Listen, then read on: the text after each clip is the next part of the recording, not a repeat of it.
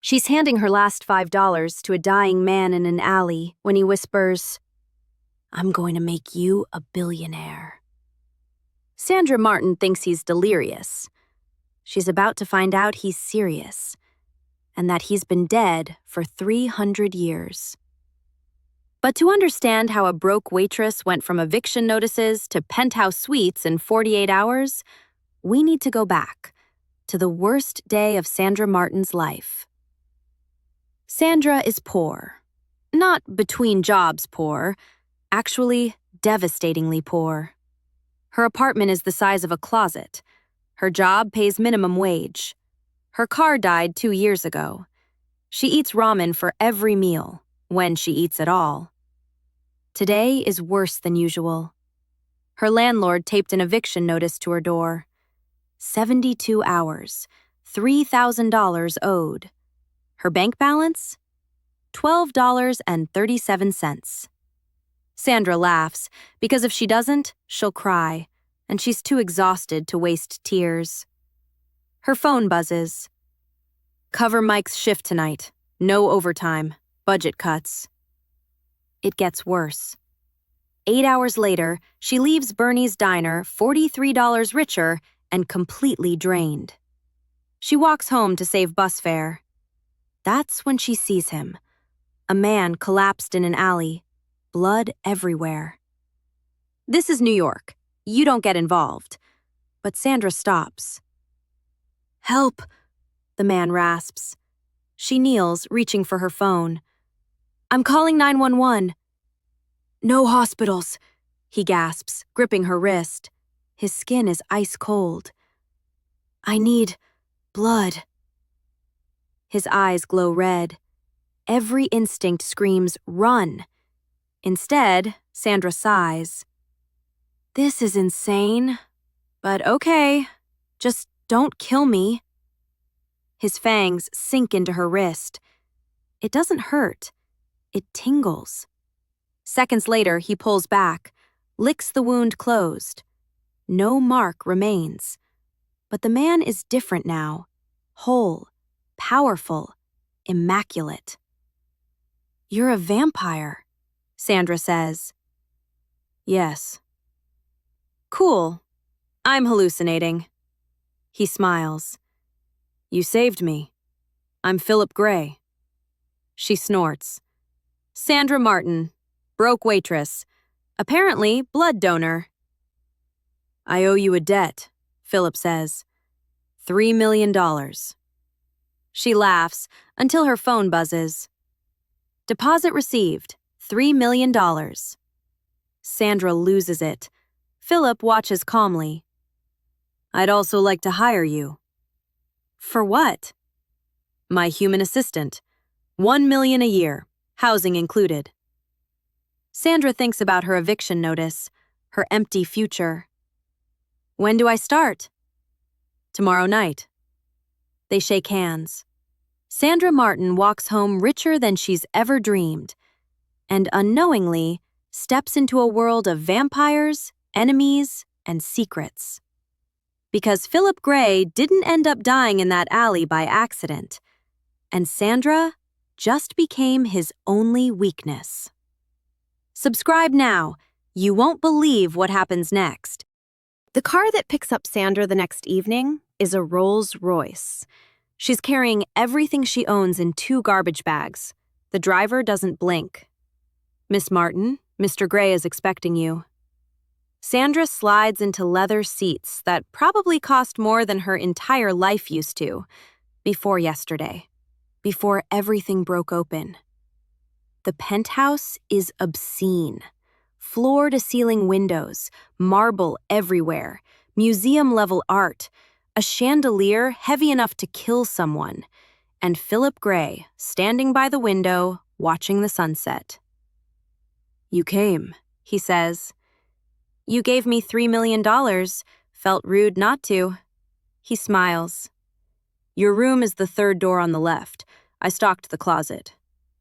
Her room is bigger than her old apartment. The closet is full of designer clothes, her size, her style. "How did you know my measurements?" she calls. "I'm observant." That's creepy. I prefer thorough. She changes and returns to find Phillip working through stacks of documents. So, she says, what does a vampire assistant actually do? Daytime, manage my businesses. I sleep. Sunlight weakens us. Doesn't kill, just drains.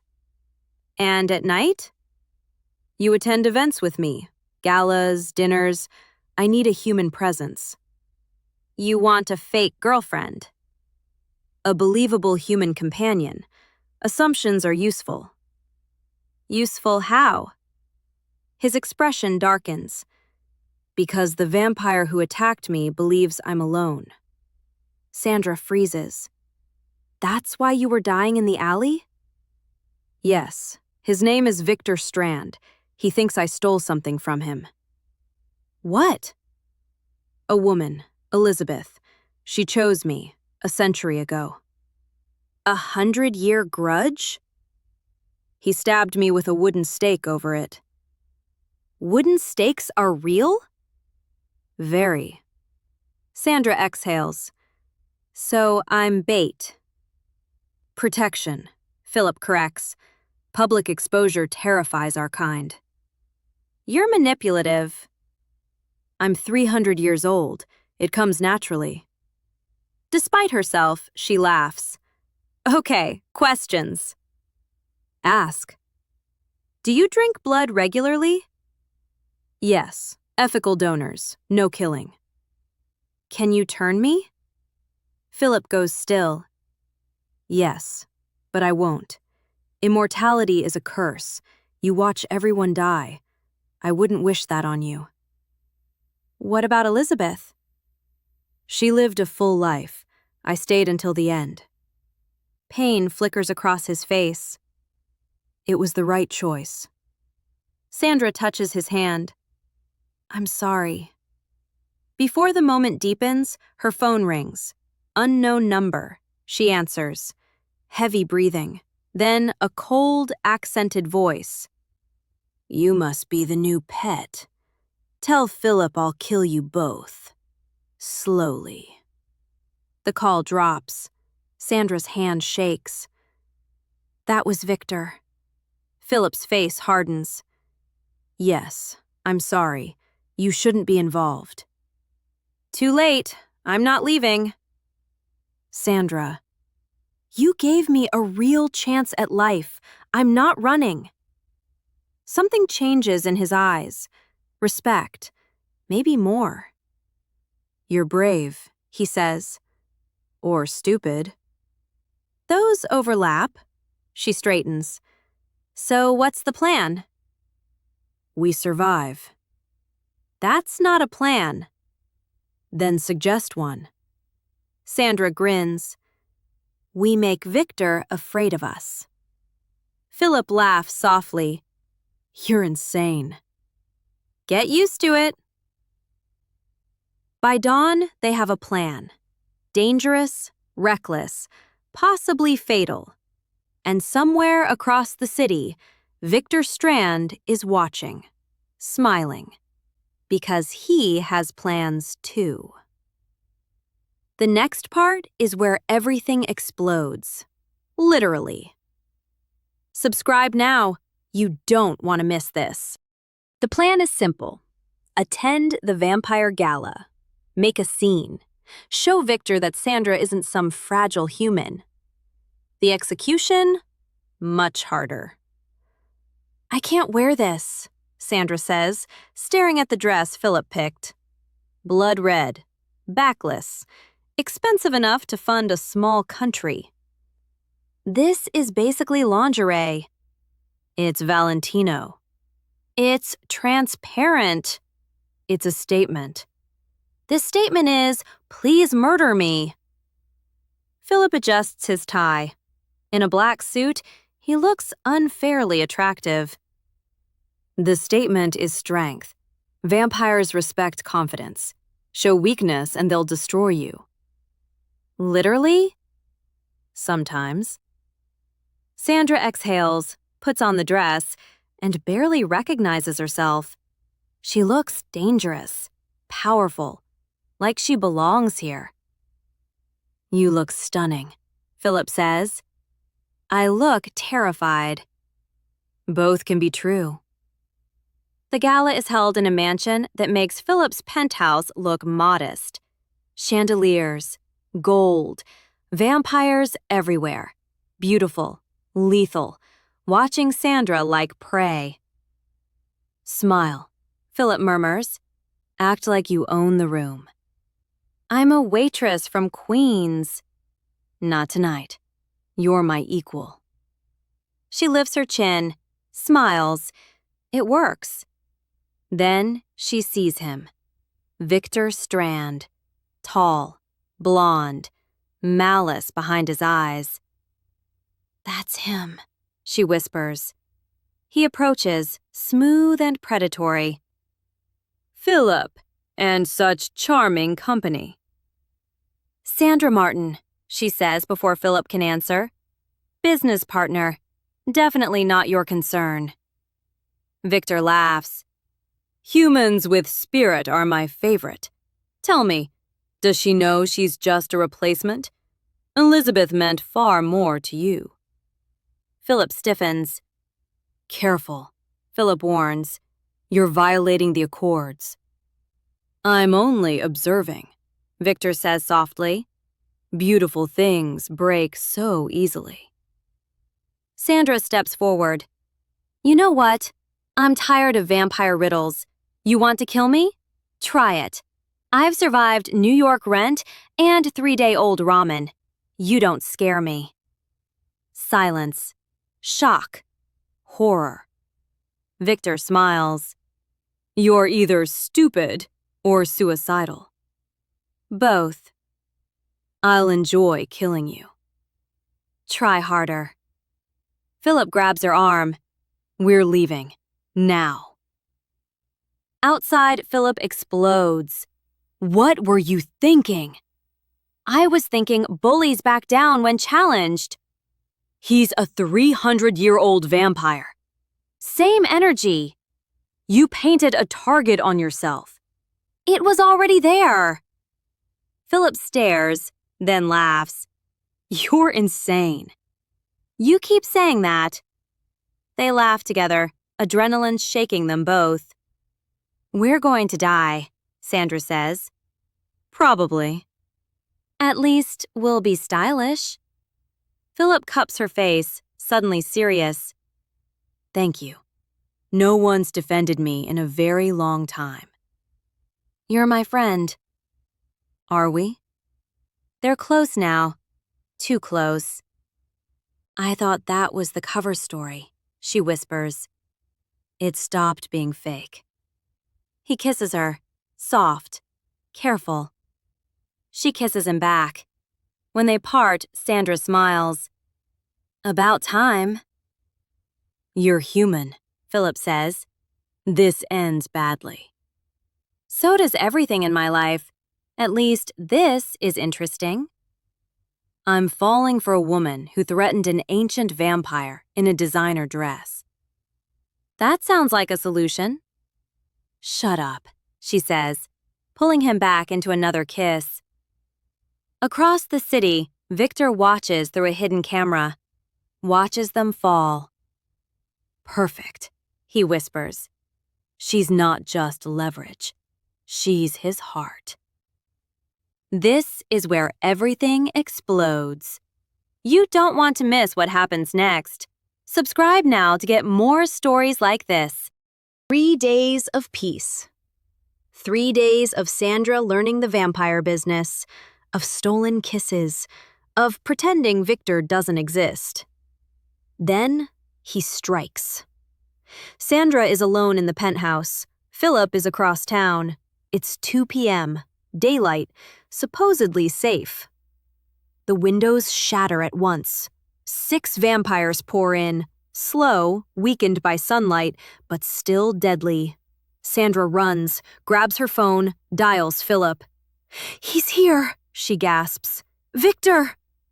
A vampire crushes the phone. Going somewhere, pet? She backs toward the kitchen, mind racing. Fire? Myths. Crosses? Lies. Garlic? Useless. All the movies lied, she yells. She grabs a knife, throws it, misses, grabs a frying pan instead. The vampires pause. Is that a frying pan? I'm improvising! She swings, hits one. He staggers, offended more than hurt. Then Victor arrives, smoking slightly from sunlight, furious, powerful. Enough, he says. Bring her. They drag Sandra to him. I have the girl, Victor says into his phone. Phillip has 30 minutes. Cathedral. Alone. He smiles at Sandra. Now we wait. He won't come, she lies. Oh, he will. I saw the kiss. You killed Elizabeth, Sandra realizes. Didn't you? Victor's eyes darken. She chose him, so I took her. You're a psychopath. I'm a vampire. At the cathedral, Phillip arrives on time. Kneel, Victor says. Apologize. Victor's hand tightens on Sandra's throat. Please, Phillip breaks. Don't hurt her.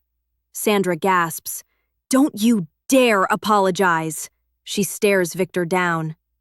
Elizabeth chose Phillip because you're a creep. You didn't love her. You were entitled to her. That's pathetic. Victor snarls.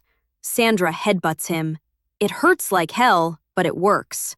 She grabs broken wood and drives it into his chest. Not perfect, but enough. Phillip moves. They crash through pews. Fangs, fury, centuries of hate.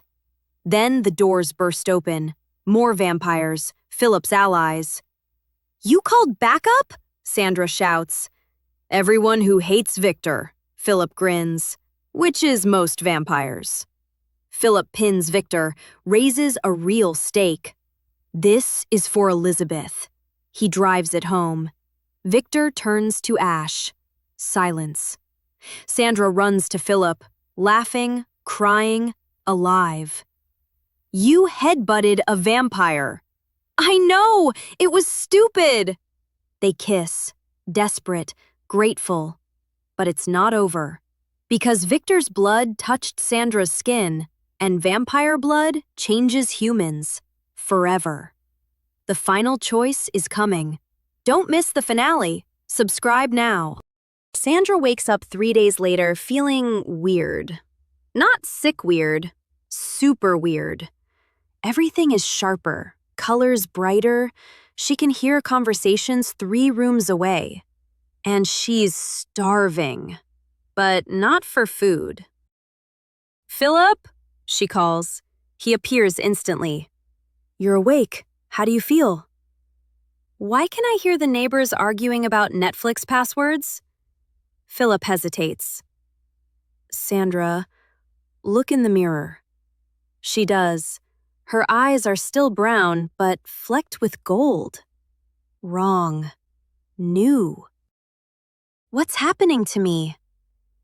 When Victor's blood touched you, combined with the blood you gave me before, you changed.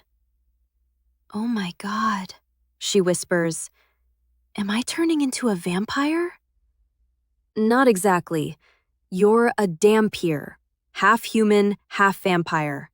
I've only heard of 3 in 300 years. I'm what? You'll stay human, you'll age, but you'll have enhanced senses, strength, speed, and... He pauses. You'll need blood. Not often, once a month. I have to drink blood? Ethically sourced. Like a juice box? That is one way to say it. Sandra paces.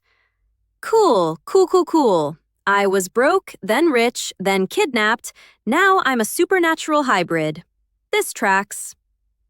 Phillip kneels. I can reverse it. Rituals exist. You can be fully human again. I can go back? Yes, but you'd lose the abilities and the extended lifespan. How extended? About 200 years. Sandra freezes. 200 years? Yes, enough time to stay with me. His voice softens. But I won't ask that of you. Choose what you want, no pressure. Sandra studies him. Do you love me? Phillip exhales. Yes, I've loved you since the alley, since you stood up to Victor, since you headbutted a vampire. I love you, and it terrifies me. Good, she says, because I love you too. And I'm keeping the Dampier thing. Sandra, I've struggled my whole life. Now I get something extraordinary. 200 years with you? I'm taking it. He pulls her close. You're incredible. I know. 6 months later, Sandra runs Phillip's entire daytime empire. Turns out being poor teaches efficiency. She drinks blood once a month. Weird, but manageable. She turns her old apartment into a shelter. Phillip funds it. She calls it Second Chances. At vampire galas, Sandra holds her own. Some immortals even fear her. One night, they stand on the balcony overlooking the city. Any regrets? Phillip asks. None. I get super strength, unlimited pizza tolerance, and you. I love you, Sandra Martin. I love you too, Phillip Gray, even though you still won't explain how you got rich.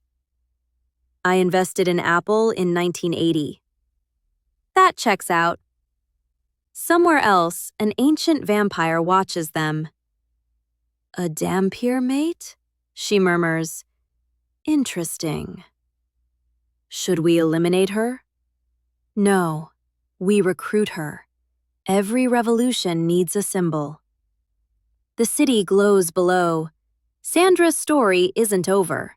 It's just beginning. Subscribe for the next story. Sometimes the best lives start with terrible decisions that work out.